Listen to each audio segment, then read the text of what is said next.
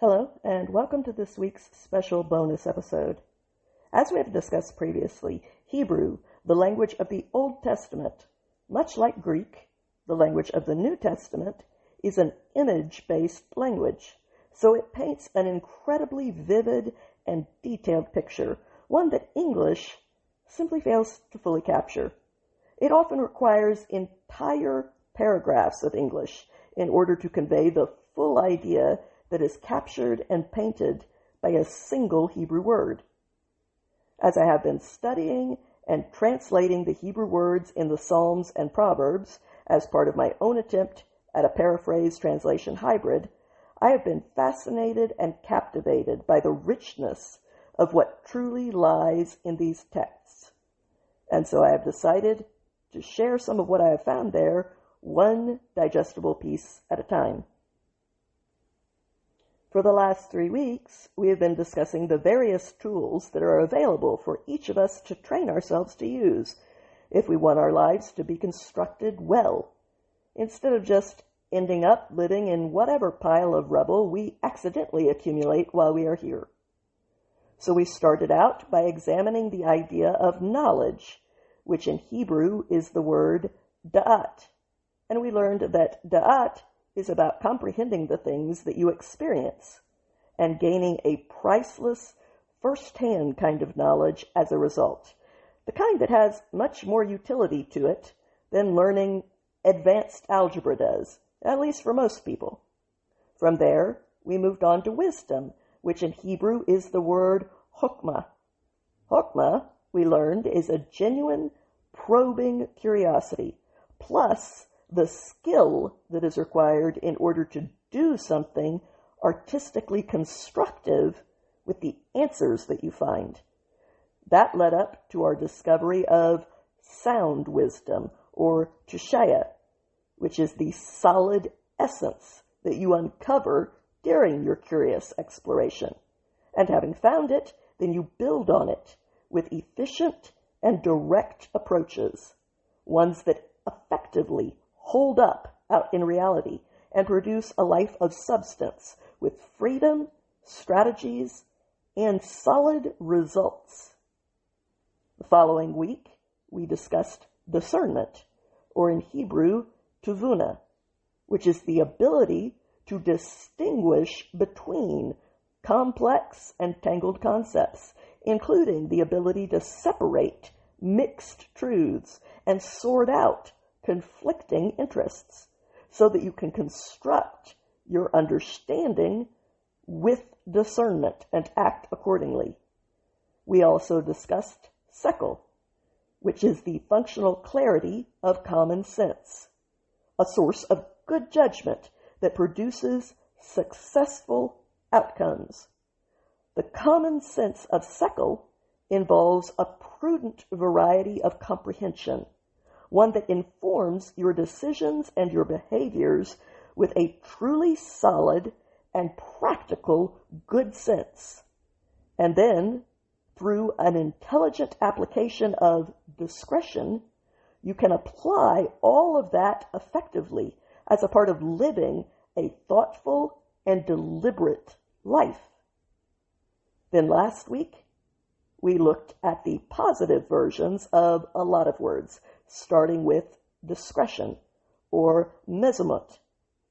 This is the ability to harness your wits in order to shrewdly plan with both foresight and with a well-chosen and well-considered purpose, and the ability to construct and incorporate the clever strategies that will be necessary to bring all of that about. We also looked at orma, or prudence, which is a strategic kind of cleverness, combined with a prudent caution that together enables you to navigate what you hear with both skepticism and cunning.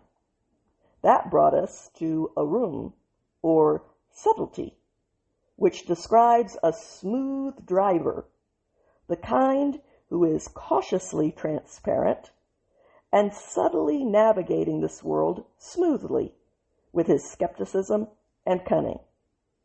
At that point, we looked at a related concept, tekbulut, or efficiency, which describes navigating and maneuvering with good strategies, wise advice, tactical plans, employing strategic moves against an opponent, steering around obstacles, and managing multiple ropes at the same time with skill. And finally, there was hashab, which is about calculating and reckoning the worth of something. This word spans a wide range of aspects, from deep thinking, ruminating, imagining, calculating, planning, devising, and even inventing. But at the end of the day, hashab centers around purpose and the inputting of intense effort into achieving that purpose. This week, we are going to circle back around to a variant of sakel, maskel. Maskel is a word that can describe either a specific type of psalm, or it can be used to describe a specific kind of person. When it is used to describe a psalm, maskel refers specifically to a psalm that is both contemplative and instructful. When maskel is used to describe a person, it refers to someone who embodies common sense and good judgment, because the root word here is sakel. But the word maskel takes all of that a step further. A maskel is an educated teacher. This is someone who has been taught and has mastered the material so well that they are capable of teaching others. So this concept directly implies the idea of having the humility to continue learning, rather than thinking of yourself as having arrived. This is someone who has the ability to conceptualize, someone with the ability to picture and to imagine, plus the grounded ability to plan and to therefore bring the imagined into existence. So maskel describes someone who is both contemplative and insightful, the kind of person that we would describe as being enlightened. But his enlightenment, while it obviously benefits him the most, is not hoarded internally exclusively for himself. A maskel is not just a taker. They are giving back, paying it forward. This is an artistically skilled instructor of both himself and of others. This is someone who is completely teachable and educated enough to teach both himself and others. And in biblical terms, teaching is ultimately interactive training. It is an investment into someone else, an investment that is helping them become more. We have discussed the Hebrew word lamed before. This word indicates that teaching is about prodding the student in the right direction. But today, we're going to look at a different word, musar. Musar is usually translated as discipline. But what it is primarily describing is training. And even the discipline part is more about the purpose of the training than it is about punishment. Or rather, it is punishment for an ultimate purpose of training. Musar is the kind of corrective training that allows you to advance in a skill. For example, if you took up a martial art, your instructor would train you. Part of that training would be him correcting you in the ways that you were doing it wrong. If he didn't, you wouldn't improve very much. Restraints are a part of training.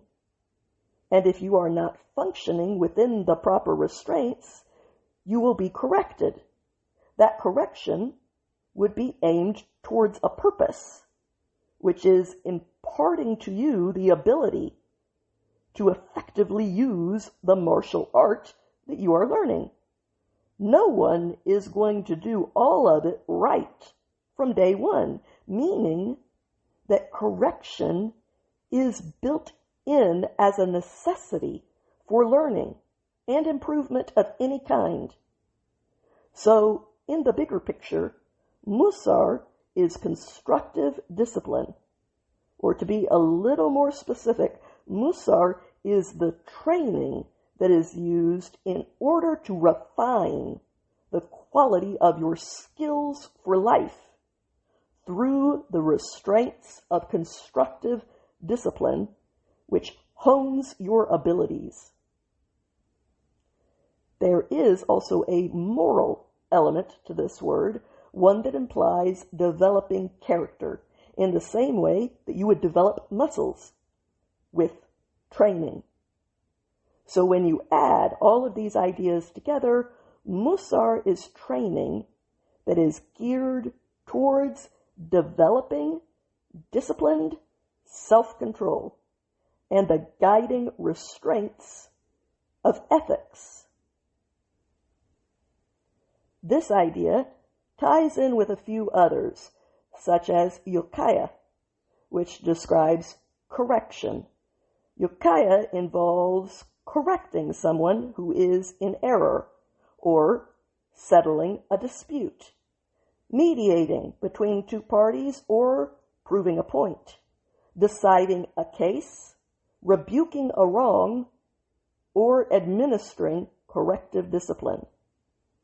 But the disciplined training of Musar is most often mentioned next to the Hebrew word for rebuke, which makes sense because rebukes or admonishments are part of training. The Hebrew word for this is tokaka. This word is a legal term, one that describes the idea of arguing a compelling case. And as a part of this judicial context, tokaka also describes the idea of convicting someone. How do you convict someone of being guilty of a crime or a wrong?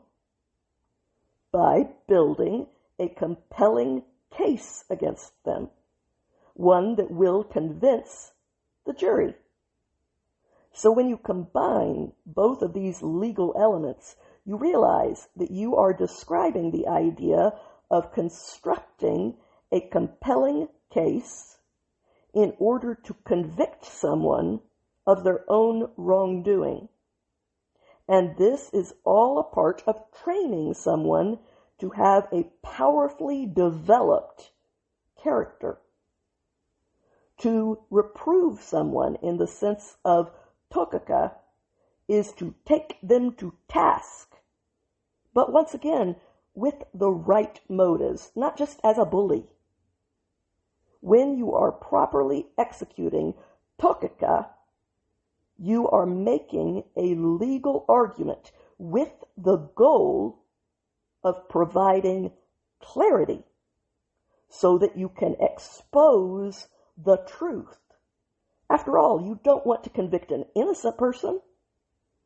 But if a crime was committed, say a murder, you do want to expose the truth of what happened to the victim so that the crime can be addressed for the sake of the victim and their loved ones, as well as for the sake of the criminal and for the safety and preservation of all of the members of the wider community, as well as for the fabric of society itself.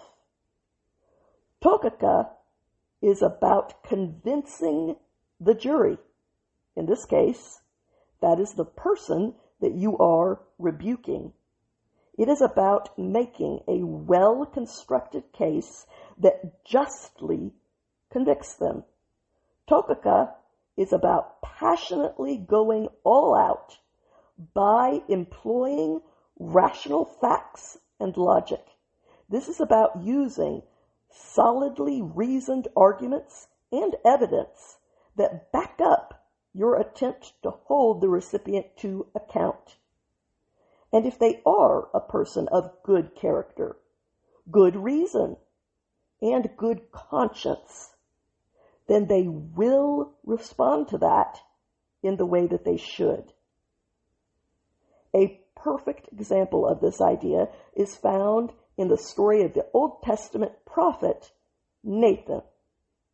When King David committed the worst sin of his life, this is what happened. David was the whole package: a warrior, a poet, and a king. David's faith literally felled a giant before he was even fully matured.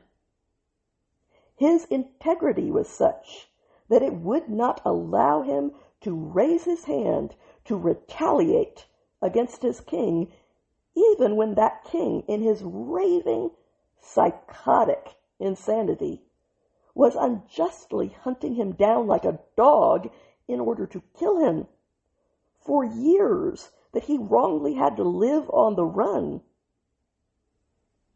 His fierce skill in battle earned him the reputation of having slain tens of thousands.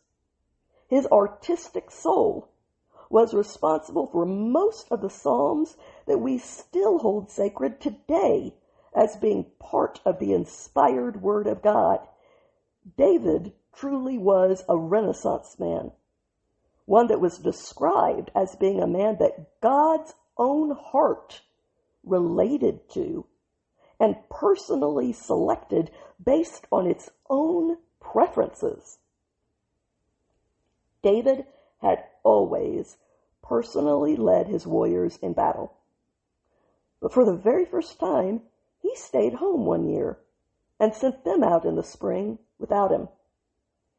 He was not where he was supposed to be. Bathsheba, on the other hand, was exactly where she was supposed to be. She was ritually purifying herself from her menstrual cycle with the use of running water, as was spelled out for her to do in the law as a commandment that was given from God. Since the water had to be moving in order for it to ritually cleanse a woman, she had two choices when it came to fulfilling this obligation. She could either go down to the river, where anyone might happen upon her and see her bathing, or she could go up to the roof of her house to a primitive shower system.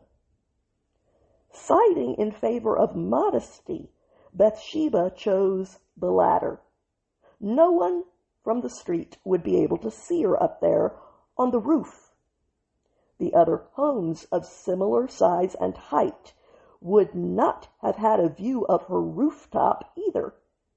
In fact, there was only one home that was elevated enough to have a view of her rooftop, the palace, which was supposed to be empty because David was not supposed to be there. But he was. So David saw Bathsheba naked and showering, and he wanted her. And somewhat out of keeping with his character, he decided to indulge this carnal craving. Now, David liked women, it is true, but he had never been immoral in this pursuit before. But he was already being a little bad. Why not a little more? So he asked his servants to find out who this woman a few houses down was. And when they did, he discovered that she was not a stranger. She was the wife of one of his brothers in arms, one of his elite Navy SEAL special forces. one of his personal bodyguards, a man that he had fought side by side with countless times, a man who would willingly give his life for David, a man named Uriah. And this horrifying revelation did not stop David from moving forward. He was determined to have what he wanted this day.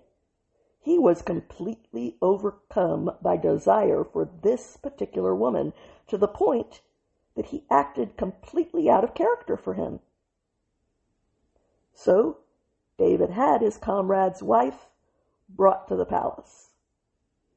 It should be clearly understood that he did not force himself on Bathsheba.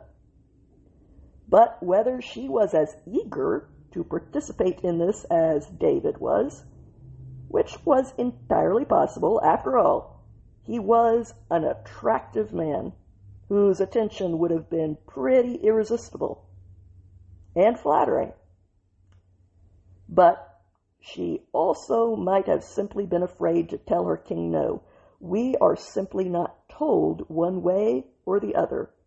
All we do know is that she consented and they slept together.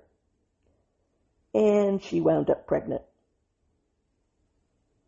Now David had a real problem. Bathsheba's husband was not at home. He was off at war, where David should have been. So Uriah would know that he was not the father here. Bathsheba would be stoned for adultery. David had just killed this woman. And if she gave in to the crowd's demand to reveal her fellow adulterer, David would be killed too. One sin usually leads to another, and that was certainly true in David's case. Not stepping up to fulfill his responsibilities as king and as battle chief just one time had led to adultery.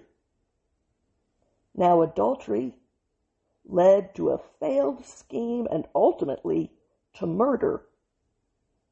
David's only hope was to successfully fool Uriah into believing that he was this baby's father. So he ordered the commander of his army, Joab, to send Uriah back to him with a report on how the war was going. David greeted Uriah as a friend and heard his report, and then he sent him straight home to his wife. But the next morning, David found out that Uriah had never gone home. He had slept in the courtyard. When David tried to send him home again, Uriah pointed out that his fellow warriors, his battle brothers, were sleeping out in fields away from their wives, and it would not be right for him to take advantage of the fact that his duties had happened to bring him back home, or to use that happy fact to experience the very comforts that were currently being denied to his comrades. No, he would stay loyal to his brothers by fully sharing their hardships. Frustrated and outmaneuvered by integrity, David pretended to admire this virtue that was very much getting in his way, and he invited Uriah to dinner. There, he deliberately got Uriah drunk off his feet and sent him home to his wife. But once again, probably in no small part due to all of the drinking, Uriah fell asleep in the courtyard. At the end of his efforts to get out of this through deception, and with no more ideas left to try, David wrote a letter to Joab and gave it to his faithful brother-in-arms, his devoted bodyguard, Uriah. Uriah unknowingly carried his own death sentence back to Joab, who was ordered to put Uriah into the thick of the fight and then to order a retreat that would leave Uriah alone and surrounded, ensuring that he would be killed in battle. And that is exactly what happened. And then David married his friend's widow in order to cover the whole thing up and to explain the paternity of this premature child. David seemed to have gotten away with all of it. But then one day the prophet Nathan showed up to plead the case of a peasant before the king. He told David that there was a man in his kingdom who had no wealth to speak of, only one pet lamb that he loved and nurtured as though it were his own child. This man's neighbor was wealthy, and he had vast flocks and herds, and yet, when guests arrived one day and the rich man needed to prepare a banquet for them, he didn't want to lose even one of his own sheep. So instead, he kidnapped his neighbor's lamb, the only thing that he owned and the only thing that he loved, and he butchered it to serve to his guests as dinner. Having laid out this case clearly before the king, Nathan asked David to render a verdict that would restore the balance of justice. David was outraged that anyone could be so cruel and so selfish when they had so much and their neighbor so little. So he passed a harsh sentence on the rich man and demanded to know who this monster was. To which Nathan replied, "You are the man." The truth had been undeniably exposed by Nathan's case. What David had done, as out of character as it was for him, was truly horrific.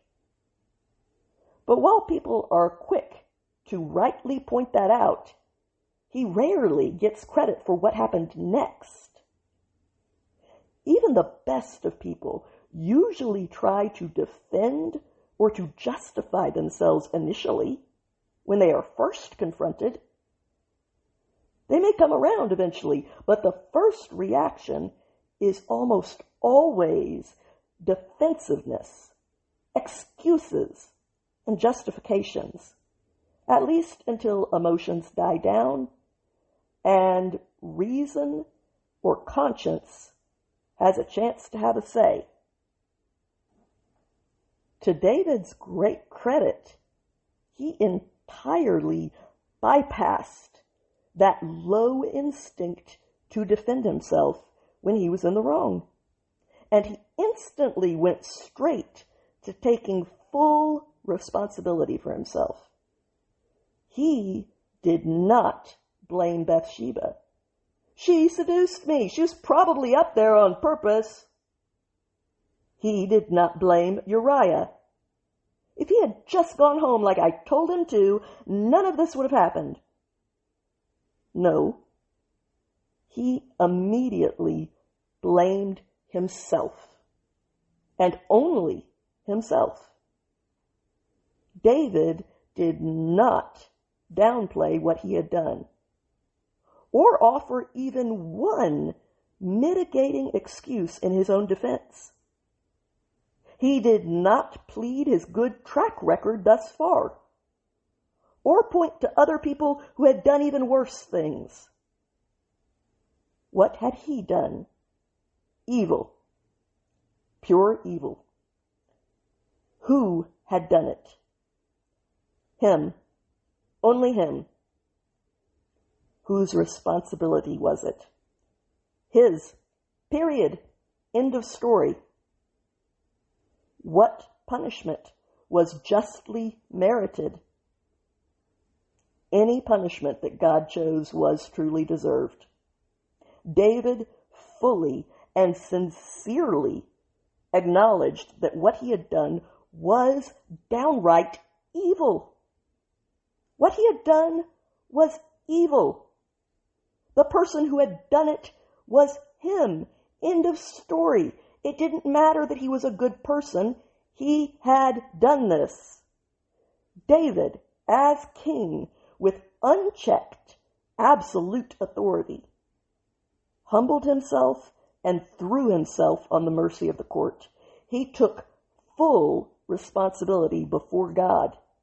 He acknowledged the filthy stains that his soul now bore for his blood crime, and he begged for cleansing that he could never obtain with effort alone.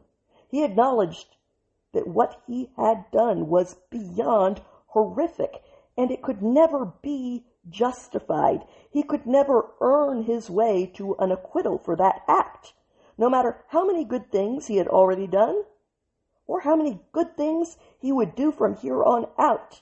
None of that changed this. David acknowledged that he was the only one at fault here. He stepped up more fully and more beautifully than any other example that I can think of.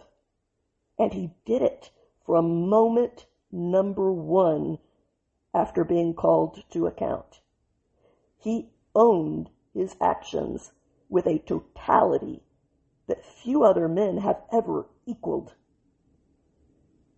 May we all respond to the just cases that are made against us with the same magnificence with which David responded to the just case that was made against him. It's not easy. But that is what makes it so damned impressive. Doing this requires you to be someone who has mastered and is in control of your own instincts, not the other way around. But what about the people on the total opposite end of that spectrum? Who are these people? What motivates them? How do you recognize them? And how do you deal with them when they cross your path? Come back next week for one of the most fascinating looks into biblical psychology that I have ever come across, at least so far. Thank you for listening to this week's episode. I hope that you enjoyed it. If you did, I would ask you to please help me build this podcast into a success by clicking the like and follow buttons, because that is what does the trick in making these things successful, and it doesn't cost anything to do. Plus, it lets me know which kind of content you are enjoying so that I can make more of that kind of content for you. And I hope that you come back again next week. Until then, have a good week, my friends.